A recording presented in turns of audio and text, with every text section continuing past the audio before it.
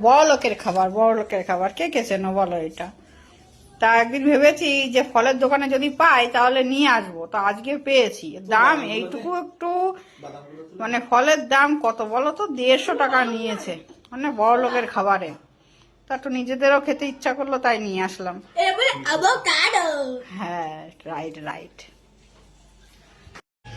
আজকে সেই দামি ফলটাকে কাটা হচ্ছে, দেখি কি আছে এই ফলটার মধ্যে, একটু দেখেই নি কেটে।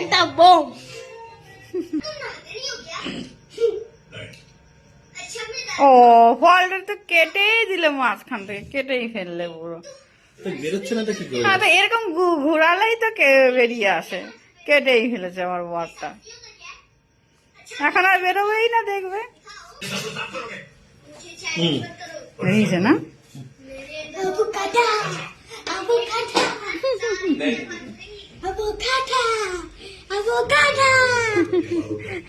কাটা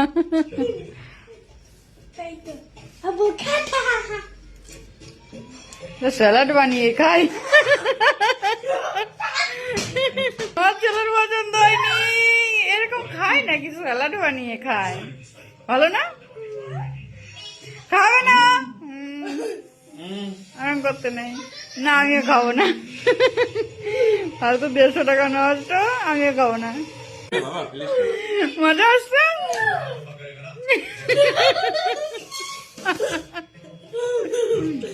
আনবে 150 টাকা দিয়ে? আনবে 150 টাকা দিয়ে আনবে? বাবা ফেলবি না কিন্তু। ছেলে মনে হয় খেলতে গেছে, দেখো।